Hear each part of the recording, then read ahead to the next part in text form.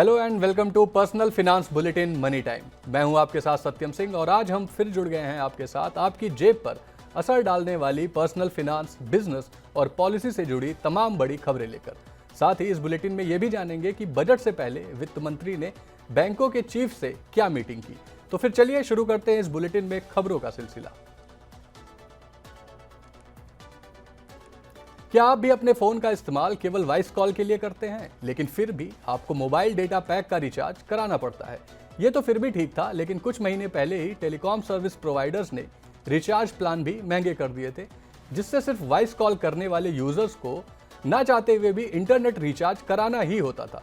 ऐसे में आपके लिए एक बड़ी राहत है। दरअसल BSNL ने अपने ग्राहकों के लिए 439 रुपए का नया प्रीपेड प्लान लॉन्च किया है।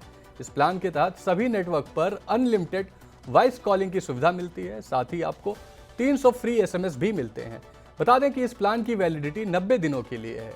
Telecom regulatory authority of India यानी कि ट्राई ने कुछ ही दिनों पहले सभी टेलीकॉम सर्विस प्रोवाइडर्स से वॉइस कॉलिंग के लिए रिचार्ज प्लान लाने की बात कही थी। दरअसल बड़ी संख्या में ऐसे ग्राहक भी हैं जो सिर्फ वॉइस कॉल के लिए ही अपने फ़ोन का इस्तेमाल करते हैं, फिर भी उन्हें अनलिमिटेड डेटा वाले रिचार्ज कराने होते हैं। ऐसे में ये रिचार्ज प्लान विशेष रूप से उन ग्राहकों के लिए फ़ायदेमंद होंगे जो फीचर फ़ोन का उपयोग करते हैं या जो अपने मोबाइल का उपयोग मुख्य रूप से केवल वॉइस कॉल के लिए ही करते हैं। सरकार ने पब्लिक सेक्टर बैंक्स के कर्मचारियों की हड़ताल से निपटने के लिए और बैंकिंग सर्विसेज को सीमलेस तरीके से चलाने के लिए एक क्राइसिस मैनेजमेंट ग्रुप की शुरुआत की है। ये क्राइसिस मैनेजमेंट ग्रुप 3 या अधिक दिनों तक चलने वाले बैंक कर्मचारियों की हड़ताल के दौरान आपात स्थितियों को मैनेज करेगा और बैंकों के साथ मिलकर उनके स्टैंडर्ड ऑपरेटिंग प्रोसीजर यानी कि SOPs को मजबूत करने का काम करेगा। बता दें कि all India bank officers confederation यानी कि AIBOC ने 24-25 फरवरी को राष्ट्रव्यापी हड़ताल की चेतावनी दी है, जिसमें 5 डे वर्क वीक व अन्य कई मांगे की गई हैं। अक्सर ऐसा देखा गया है कि हड़ताल के दौरान बेसिक बैंकिंग काम नहीं हो पाते, जिससे इकोनॉमी को काफ़ी ज़्यादा नुकसान उठाना पड़ता है। इन सभी चुनौतियों से निपटने के लिए सरकार ने ये क्राइसिस मैनेजमेंट ग्रुप शुरू किया है। रुपए की गिरावट थम नहीं रही है। सोमवार को शुरुआती ट्रेड में रुपया 27 पैसे और कमजोर होकर 86 रुपए 31 पैसे पर आ गया और अपना नया रिकॉर्ड लो भी बना लिया। डॉलर के लगातार मजबूत होने और रुपए के गिरने से अब आम लोग भी परेशान हो चुके हैं। दरअसल रुपए की गिरावट का सीधा असर आपकी जेब पर पड़ता है, क्योंकि हम जितनी भी चीजें इंपोर्ट करते हैं उसके लिए हमें पेमेंट डॉलर में करनी होती है। ऐसे में इंपोर्ट होने वाली चीजें जैसे crude oil, gold and silver जैसे प्रेशियस मेटल्स, ये सब महंगे हो जाते हैं।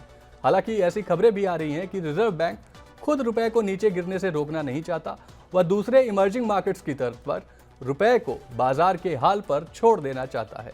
अब देखना यह होगा कि रुपए की ये गिरावट कब तक थमती है। शेयर बाजार में गिरावट थमने का नाम नहीं ले रही है। आज के दिन भी भारतीय शेयर बाजार में गिरावट दर्ज की गई। सेंसेक्स 1022 अंकों की गिरावट के साथ 76,356 पर बंद हुआ। वहीं निफ्टी ने भी 344 अंकों की गिरावट दर्ज की। निफ्टी 23,087 पर अपनी क्लोजिंग देते हुए आज बंद हुआ।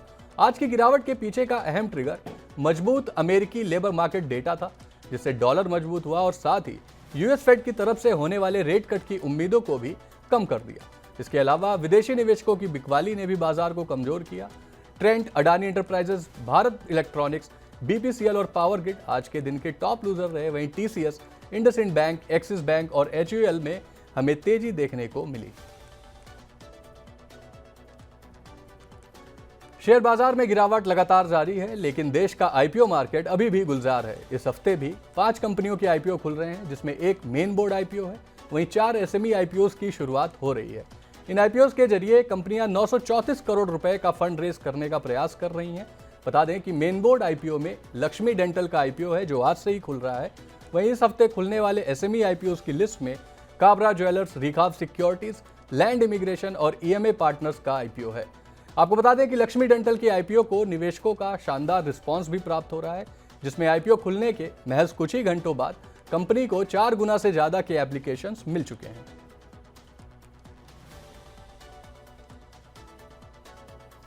और अब वक्त हो चला है हमारी बजट रिलेटेड अपडेट का। आपको बता दें कि वित्त मंत्री निर्मला सीतारमण ने बैंकों के चीफ्स के साथ इसी बुधवार को मीटिंग करने की बात कही है।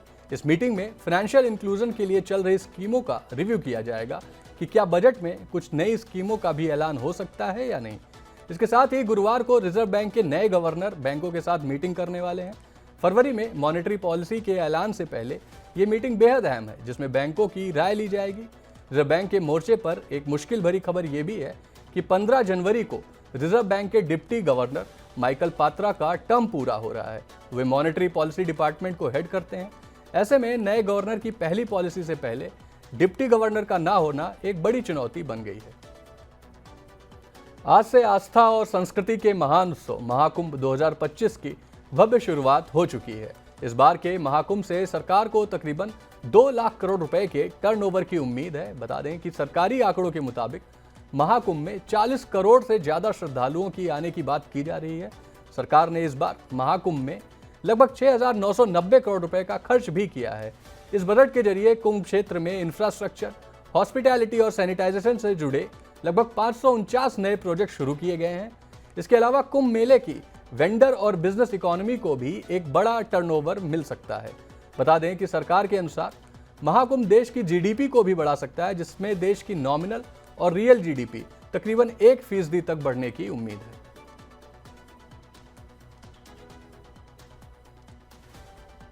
दो 2024-25 के बजट में नई स्कीमों के लिए आवंटित की गई रकम में से सरकार को 70,000 करोड़ रुपए की बचत हो सकती है, यानी ये पैसा खर्च ही नहीं हो पाएगा।